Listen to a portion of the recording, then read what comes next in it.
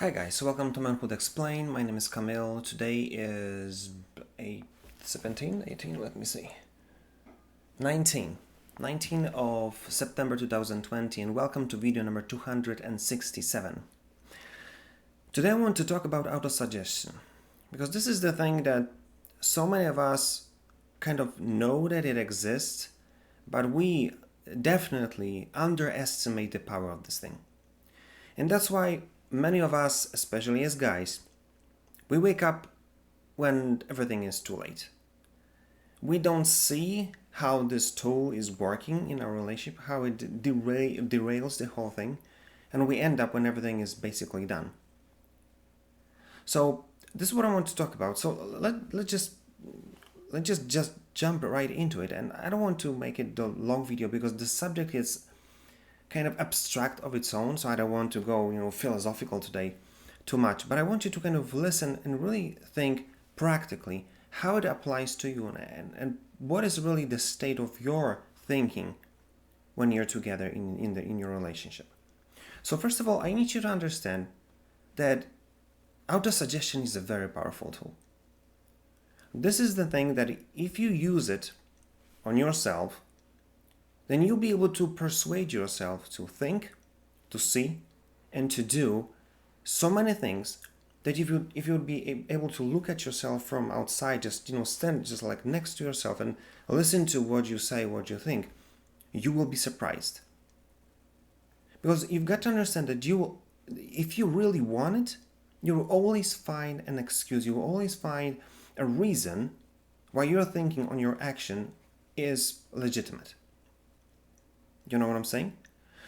And it's obvious, but it's surprising how simple things like, I don't know, you look at the weather you've got some plans for the weekend, right? And you may say, wow, the weather will be terrible this weekend. You just suggest to yourself that this is going to happen.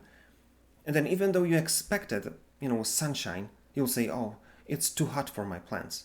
It's like, autosuggestion may completely turn you into pessimist or a person who always try to look for the bad thing that will happen. No matter how good things are, no matter how good things went, you'll always find something that didn't, and you're gonna dismiss the whole thing.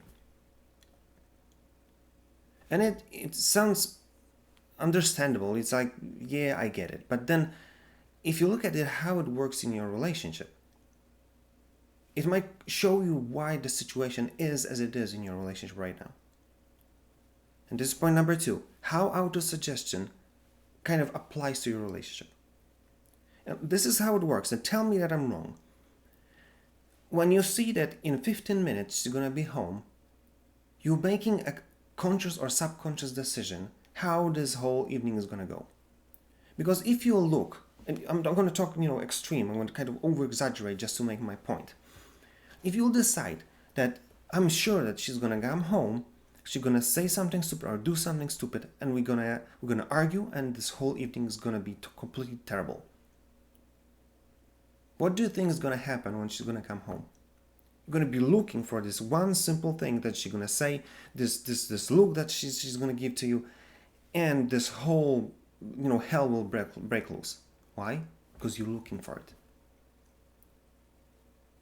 And it might be surprising, but if you really kind of keep your emotions at bay and look at your last few arguments, I'm sure that some of this will be based on your assumption or your expectation that it's going to happen.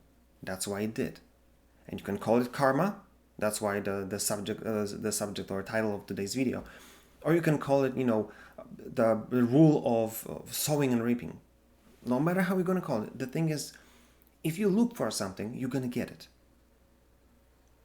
So that's why if you're going to try to go positive and try to look for positive things, you're going to find them. Because you've got to understand that we're these crazy creatures, that if we expecting something to happen, we're looking for it. We've got like this blind spot. You're going to see what you want to see, and everything else that's going to be around, even though it might be huge and completely amazing, you're not going to see it. Why? Because you're looking for this small thing. And then if you see it, you're going to act upon it. And you've got to understand, as we talked yesterday and the day before, I think, you've got to understand that so many things might happen that are completely not connected to you. She may come home and she may be in bad mood, not because you're stupid, not because she hates you, but because something happened in her workplace that you don't know.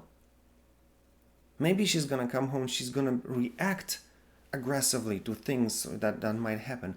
But you've got to understand the reason for it is not connected to you. So in that particular situation, what you're supposed to do, what will solve this whole problem, is say something bad happening in your workplace. Like, how can I help you? Do you want me to prepare you a tea, or I don't know, maybe you want a sandwich? How can I make this whole? How can I sit down with you and just let you just vent it out? Because if you understand that your assumption that something is going to happen is because of you, that's why you're expecting that it's going to happen, then it happens, and then you take it personally, and then everything goes down. Everything goes south really fast. But if you're going to be smart, and if you say, maybe she's going to come home and maybe something happened that I will be able to help her with, even though she'll act aggressively or whatever, I'm not going to expect that it's going to be connected to me, so I'll be helpful rather than defensive or even attacking her for it. So this whole thing, just this one simple thing is basically I'm going to expect something to happen, and if I'm going to expect that it's going to happen because of me, because how she looks at me, everything is about me, then everything goes south. So that's why, first of all, understand that autosuggestion is a very powerful tool. Second, if you're stupid enough to use it against her, to use it against you, to be honest, then you will get exactly what you want. So that's why point number 3, how you can use it to benefit of you, of yourself, and your relationship. Be smart. And this is, I thought about it for a long time. And looking at I've seen some movies about it and some books I've read about it, and I got to the point some time ago that I decided that I would rather assume positive thing and expect positive thing and be hurt than expect negative thing.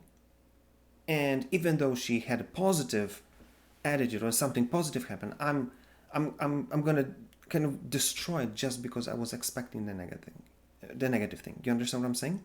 So I would rather expect that everything's gonna be fine and then see that something went wrong and say, babe, why would you want to hurt me? Did I do anything to push you towards this kind of behavior? Because I did nothing else than being nice to you and loving. Why would you do this to me?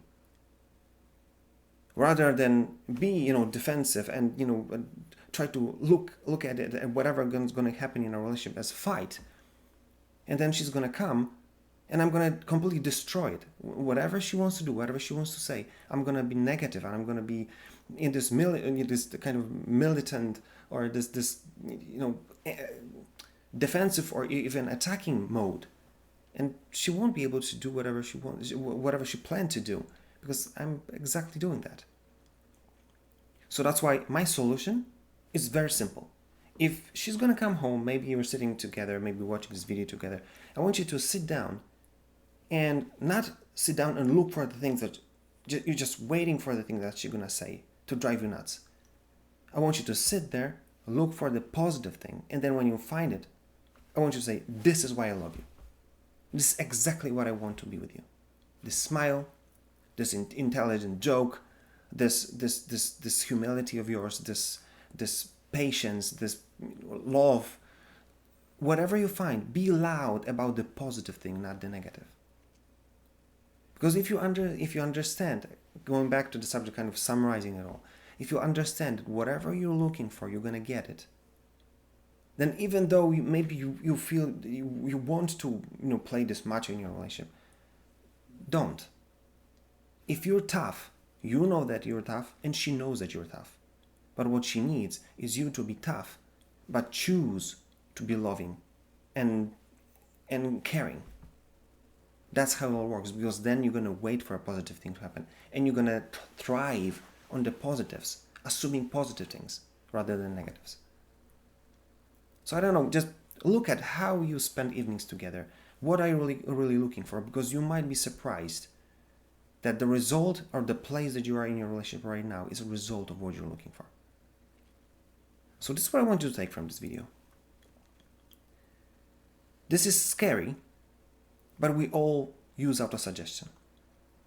And as I said, we're going to get exactly what we want, especially in a relationship, especially you as a guy, because you will have much bigger influence on her than she will have on you. That's just that simple. So that's why be smart enough to look for positive things. Be smart to concentrate on positive things. Be smart to be loud about positive things. Because not only are you going to make your relationship a much more enjoyable place to be, but you'll change how you look at her and how she looks at herself as well. So think about it and do something about it. Because where you're going to end up, it's going to be based on what you're looking for. So now you'll understand why autosuggestion is the executioner of karma. So choose the right way. If you like this video, like, share, comment. If you didn't, comment as well. Tell me what you think and what is your experience. And if there's anything you want me to talk about, just give me a shout, DM me or something, and I'll be glad to do it for you. That being said, see you tomorrow.